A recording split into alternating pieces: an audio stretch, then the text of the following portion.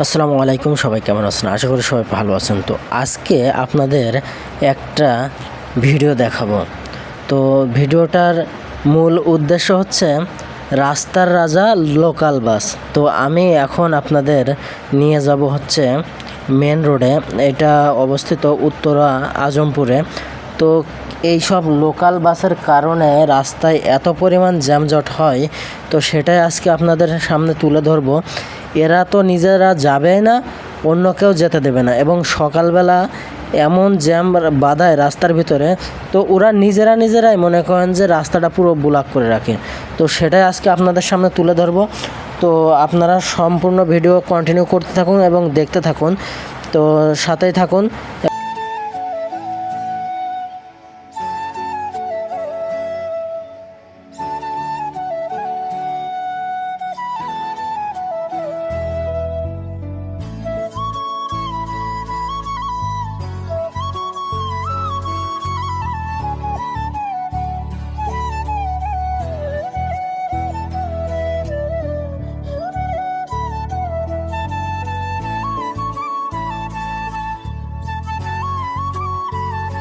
কিছুদিন যাবত আপনাদের সাথে এই ভিডিওগুলো আমি শেয়ার করতে চেয়েছিলাম, কিন্তু সময়ের কারণে হয়ে ওঠেনি। তো আজকে আপনাদেরকে আমি কিছু লোকাল বাসের নৈতিকতা এবং রাজত্ব তুলে ধরব। দেখতেই পাচ্ছেন, এটা হচ্ছে হাইওয়ে রোড। এর ভিতর দিয়ে কিভাবে অবাধে মানুষগুলা রাস্তা পারাপার হচ্ছে। আমার সামনে একটা ফুট ওভার ব্রিজ আছে, এবং আমি ফুট ওভার ব্রিজ থেকেই কিন্তু ভিডিওগুলো করতেছি। আর এখানে দেখতে পাচ্ছেন এই যে অটো রিক্সাগুলো, ওরা মেন রোডের উপরে চলে আসছে। আর এই বাসটার দিকে একটু খেয়াল করেন, এত বড় রাস্তা, 60 ফিট 80 ফিট রাস্তা, হাইওয়ে রোড, এই দুইটা বাসেই কিন্তু আপনার পুরো রাস্তা বন্ধ করে দিছে।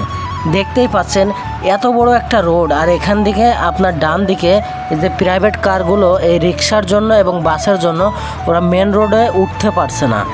এইগুলা সামনে কিন্তু আপনার সার্জেন্ট পুলিশ থাকে, তারপরেও ওদের কোনোই ভয় নাই, কারণ ওদের তো কেউ কিছু বলে না। এই না বলার কারণে দেখতে পাচ্ছেন জ্যাম লেগে গেছে, শুধু দুইটা বাসের কারণেই কিন্তু গাড়িগুলো থেমে গেছে। এই যে রাস্তা, এই রাস্তার ভিতরে আপনার পুরো রাস্তাটাই ফাঁকা। সকালবেলা, এটা সকালের চিত্র আপনাদের যেটা দেখাচ্ছে, এটা হচ্ছে সকালের চিত্র। রাত্রে তো আরও অবস্থা খারাপ, খুবই ভয়াবহ অবস্থা রাত্রে, সন্ধ্যার পরে। তো এখানেও দেখুন সেমভাবে এই যে এই ছেলেটি রাস্তার ভিতর দিয়ে সাইকেল নিয়ে দৌড়ে পালাচ্ছে।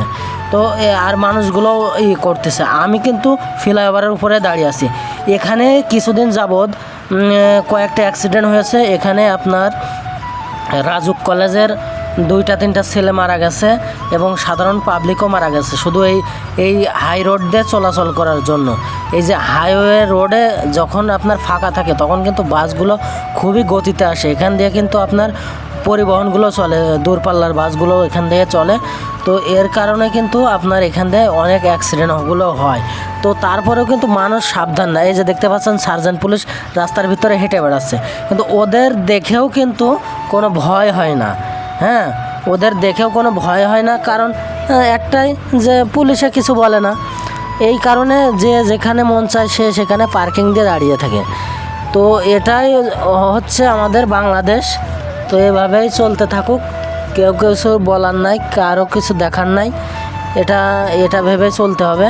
তো এই যে দেখেন, দুইটা বাস একসাথে রাস্তার মধ্যে উঠতে যেয়েই কিন্তু রাস্তাটা ব্লক করে দিচ্ছে। তো এইভাবেই কিন্তু রাস্তাগুলো ব্লক হয়।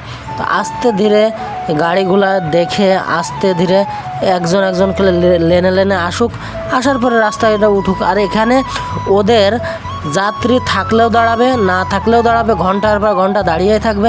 মনে হয় যে যাত্রী ওরা বাসা থেকে নিয়ে আসবে, বাসা থেকে ফোন দিবে, বাসা থেকে গুছিয়ে তারপরে এসে বাসে উঠবে। আরে বাবা, তোর গাড়ির যাত্রী যেই কয়জন আছে, ওই রানিং অবস্থায় 1-2 জন যাই উঠতে পারে, তাই নিয়ে তুই চলে যা।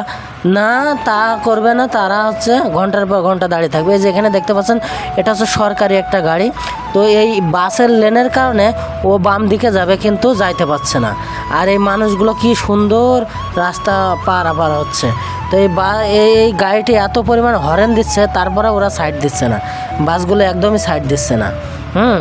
যে ও যে একটু ডানে ঢুকবে সে ঢুকার কোনো লেনই করে দিচ্ছে না। হ্যাঁ, এই দেখেন বাসগুলো কীভাবে এলোমেলো হয়ে রাস্তার মধ্যে চলছে।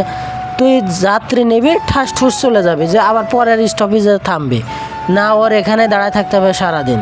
তো এই যে ফ্লাইওভারের পরে আমি দাঁড়িয়ে আছি, এই ফ্লাইওভার দিয়ে কিন্তু লোকজন পারাপার হয় না। এই জায়গাটা একটু ঘিরে দেওয়া উচিত। এই যে দেখতে পাচ্ছেন, এই যে এই সামনে গার্মেন্টস আছে, গার্মেন্টসের মহিলাগুলো সব রাস্তা দিয়ে পারাপার হয়।